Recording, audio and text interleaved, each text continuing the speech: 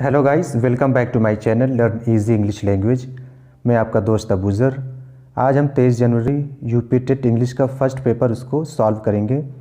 जो आंसर रहेगा सिर्फ मैं उसको बता दूंगा, डिटेल में नहीं जाएंगे वरना ये वीडियो काफ़ी ज़्यादा लंबी हो जाएगी।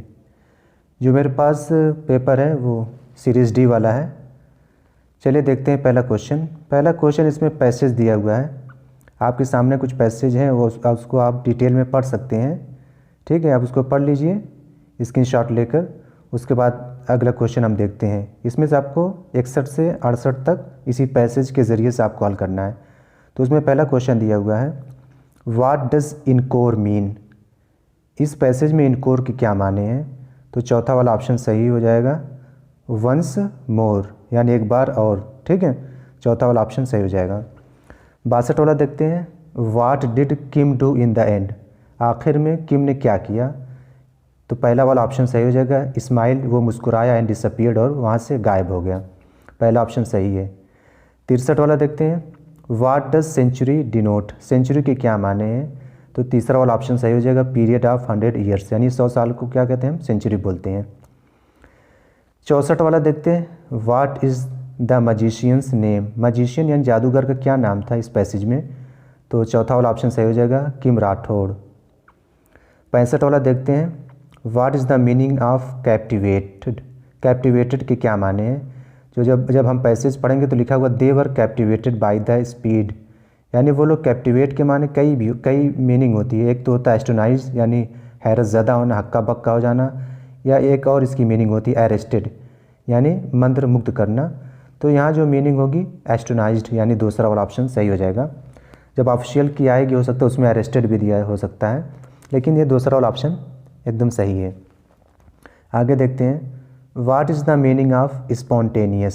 स्पॉन्टेनियस के क्या माने हैं? स्पॉन्टेनियस के माने होते हैं हैपनिंग सडनली, यानी कोई चीज़ अचानक होना, उसको बोलते हैं स्पॉन्टेनियस। दूसरा वाला ऑप्शन सही हो जाएगा। 67 वाला देखते हैं, व्हाट इज़ अ वांड। वांड क्या चीज़ है? तो स्टिक होती है, जादू की छड़ी को हम बोलते हैं वांड। ठीक है, तो स्टिक दूसरा वाला ऑप्शन सही हो जाएगा।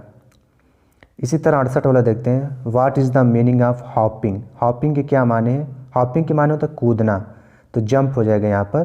पहला वाला ऑप्शन सही हो जाएगा 68 का। इसी तरह 69 वाला देखते हैं, what kind of adjectives are used in the following sentence. इस सेंटेंस में कौन सा एडजेक्टिव इस्तेमाल किया गया है? एक सेंटेंस दिया हुआ, alive ass is better than a dead one, यानी एक जिंदा गधा जो है वो बेहतर है मरे हुए शेर से। यहाँ कई एडजेक्टिव दिया हुआ है। लाइव ये भी एडजेक्टिव है, बेटर ये क्या है? डिग्री है एडजेक्टिव की, और डेड भी क्या यहाँ पर एडजेक्टिव है। तो यहाँ किसके बारे में बात हो रही नहीं मालूम, लेकिन ये जो सवाल है बहुत ज़्यादा पेचीदा है, तो इसका जो आंसर हो सकता है डिस्क्रिप्टिव, दूसरा वाला ऑप्शन सही हो सकता है। ठीक है, आगे देखते हैं, which of the following has been misspelled. आपको इसमें बताना है किसकी स्पेलिंग गलत है। पहला दिया हुआ है एम्बिगस, ये स्पेलिंग सही है। दूसरी वाली भी स्पेलिंग सही है। तीसरा इंट्रेंस, इसकी भी स्पेलिंग सही है। जो चौथा दिया हुआ गवर्नेंस, इसकी स्पेलिंग गलत है। यहाँ पर होना चाहिए GOVERNANCE। ठीक है, ई की जगह ए होना चाहिए थे, गवर्नेंस होना चाहिए। ठीक है, चौथा वाला ऑप्शन सही हो जाएगा तब। 71 देखते हैं, pick out the correct synonym of word attenuate. Attenuate का क्या करना है हमें? सिनोनिम यानी उसका पर्यायवाची बनाना है। तो मेक थिन यानी किसी चीज़ को पतला करना, कम करना, उसके माने में आता है। ये पिछले भी एग्ज़ाम में पूछा गया था इससे पहले। ठीक है, तीसरा वाला ऑप्शन सही हो जाएगा।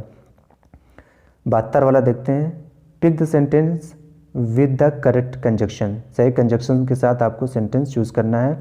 तो पहला वाला ऑप्शन सही हो जाएगा, no sooner had we reach the station than the train left, क्योंकि नो सूनर के साथ दैन का इस्तेमाल होता है, ये हम सबको मालूम है।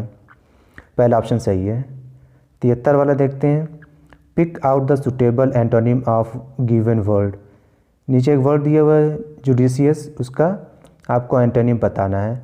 तो जुडिशियस का जो एंटोनिम हो जाएगा सिली हो जाएगा, तो चौथा वाला ऑप्शन सही हो जाएगा। Fill in the blank with suitable pronoun, आपको सही प्रोनाउन इसमें भरना है। My son and my daughter are very fond of, यानी मेरे बेटे और बेटियाँ दोनों क्या बहुत ज़्यादा मोहब्बत करते हैं ईच अदर, एक दूसरे से। तो पहला वाला ऑप्शन सही हो जाएगा। जब दो लोग रहेंगे तो क्या होगा, ईच अदर का इस्तेमाल होता है। ठीक है, तो पहला वाला ऑप्शन सही। अगर एक से ज़्यादा, दो से ज़्यादा रहेंगे तो होगा वन अनदर होगा। 75 वाला देख लेते हैं। Which of the following is an example of metaphor.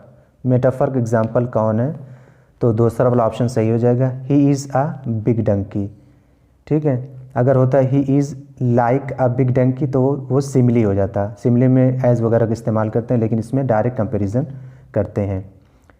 ठीक है, इससे पहले मैंने फिगर ऑफ स्पीच के कई पार्ट्स बनाए, उसमें वहाँ इस चीज़ के बारे में मैंने डिस्कस किया था। दूसरा वाला ऑप्शन सही है। 76 देखते हैं।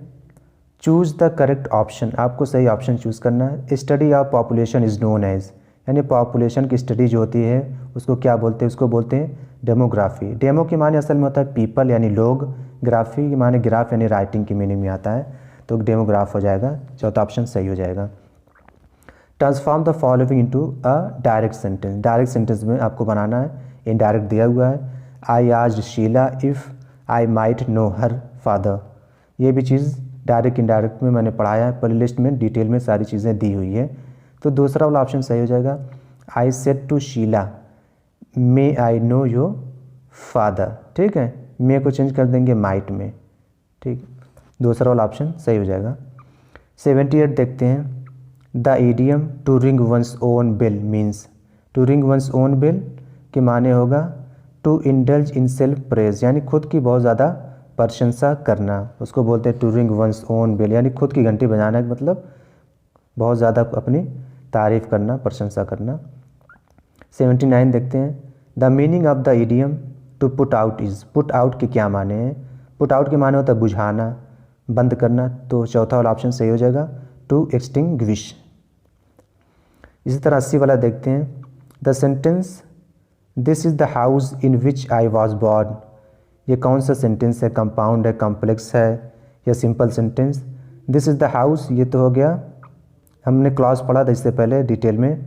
ठीक है, ये इंडिपेंडेंट क्लॉज है। इन विच आई वॉज बॉर्न, ये क्या है, सबऑर्डिनेट कंजक्शन है, से स्टार्ट हुआ है, तो सबऑर्डिनेट क्लॉज है। पहला प्रिंसिपल क्लॉज है, तो ये हो जाएगा कॉम्प्लेक्स सेंटेंस। चौथा वाला ऑप्शन सही हो जाएगा। ये सब चीज़ें मैंने डिटेल में अपने पिछली वीडियोज़ में पढ़ाई थी, आप जाकर प्ले लिस्ट में देख भी सकते हैं। यहाँ सिर्फ मैं जो सवाल है उसका सिर्फ जवाब बता रहा हूँ। Fill in the blank. The objection was met out by the lawyer. इसमें भी चौथा वाला ऑप्शन सही हो जाएगा। अगर आपको डिटेल चाहिए तो आप कमेंट बॉक्स में पूछ सकते हैं। ठीक है, 82 देखते हैं। Fill in the blank. Being tired of playing, यानी खेलने के बाद थक कर द चिल्ड्रेन वेंट होम, जो बच्चे थे वो घर चले गए, तो दूसरा वाला ऑप्शन सही हो जाएगा। 83 देखते हैं। Join the following sentence to make a simple sentence. आपको एक सिंपल सेंटेंस बनाना है। The coffee is not too strong it won't keep awake. ये दो सेंटेंस दिया हो, इसको मिलाकर एक आपको सिंपल बनाना है। तो पहला वाला the coffee is not too strong and will not keep us awake, ये क्या हो जाएगा, कंपाउंड सेंटेंस हो जाएगा, तो पहला गलत है। The coffee is not too strong to keep us awake, ये क्या हो जाएगा, सिंपल सेंटेंस। ठीक है, और बाकी नीचे वाला दोनों वो क्या गलत हो जाएगा, क्योंकि उसमें कंजक्शन सो एज जुड़ा हुआ है, नीचे वाले में भी कंजक्शन जुड़ा हुआ है सो, तो इसलिए तीसरा और चौथा गलत हो जाएगा। और जो दूसरा उसमें कोई भी कंजक्शन नहीं जुड़ा है, तो क्या सिंपल सेंटेंस है।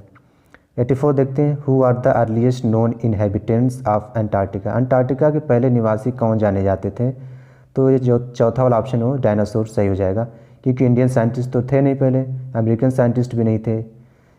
ठीक है, तो ये चौथा वाला इनहेबिटेंट्स यानी निवासी वहाँ के डायनासोर ही थे। 85 देखते हैं। Which of the following word is an adverb. इसमें से कौन सा वर्ब एडवर्ब है।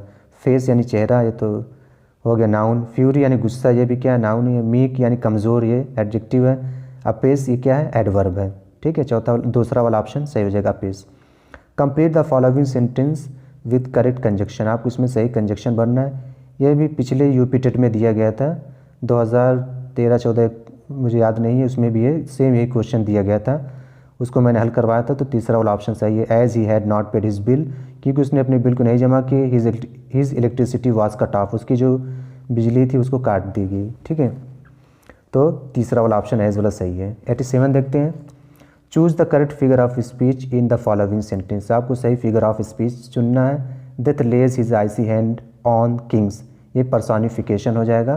पहला वाला ऑप्शन सही है, इसको भी मैंने फिगर ऑफ स्पीच में यही एग्जाम्पल बताया था। Choose the proper sequence to complete the following, आपको सीक्वेंस चुनना है, पहले कौन आएगा उसके बाद क्या आएगा। तो इसमें जो तीसरा वाला ऑप्शन सही हो जाएगा, RQSR, इस तरह रहेगा। द गाइड सेड दैट, पहला आर मिलाएंगे, यू विल फाइंड, तुम पाओगे। उसके बाद क्यों वाला रहेगा, अ फेयरर बिल्डिंग, यानी एक बेहतर बिल्डिंग को यानी मकान को। देन द ताजमहल, ताजमहल से। Nowhere in the world, कहीं भी नहीं, यानी ताजमहल से बेहतर तुम कहीं नहीं कुछ पाओगे दुनिया में। तो इस तरह तीसरा वाला ऑप्शन सही हो जाएगा। 89 देखते हैं, give the meaning of the following proverb, proverb दिया हुआ है मुहावरा, उसकी मीनिंग आपको बताना है। A bird in hand is worth two in a bush, यानी 9 नगद न तेरा उधार, बोलते हैं जिसको, वही है। चौथा वाला ऑप्शन सही हो जाएगा। It is better to be satisfy with what you have than to try to get what is not yours, यानी जो कुछ भी आपके पास है उससे आप क्या हो जाए, संतुष्ट हो जाए, ये ना कि आप दूसरी चीज़ को पाने की ख्वाहिश करें। ठीक है, चौथा वाला ऑप्शन सही हो जाएगा। आगे देखते हैं, लास्ट वाला देख लेते हैं। Choose the correct option to complete the sentence. I haven't seen him since we met a year ago, यानी मैंने उसे नहीं देखा जब से हम 1 साल पहले उससे मिला हूँ। तो पहले में आई हैवेंट हो जाएगा सीन हिम, ठीक है, क्योंकि मैंने उसे नहीं देखा है। डिड नॉट का इस्तेमाल नहीं होगा, क्योंकि जो दूसरा है वी मेट, इसमें खुद ही पास्ट इंडिफिनिट है, तो इससे पहले वाला परफेक्ट में रहेगा, ना कि दोनों पास्ट इंडिफिनिट ही में रहेगा। ठीक है, उम्मीद करता हूँ दोस्तों आपको ये वीडियो पसंद आई होगी। हो सकता है 1-2 क्वेश्चन में कुछ गड़बड़ी हो सकती है, जब आंसर की आएगी उसमें समझ में आ जाएगा, क्योंकि आंसर की जो होता है ऑफिशियल, उसमें वो अपने हिसाब से किसी भी क्वेश्चन को सही कर सकते हैं। तो उसको मैं जो कमेंट बॉक्स है उसमें मैं उसको लिख दूंगा। ठीक है, उम्मीद करता हूँ दोस्तों आपको वीडियो पसंद आई होगी। Thank you so much for watching my video.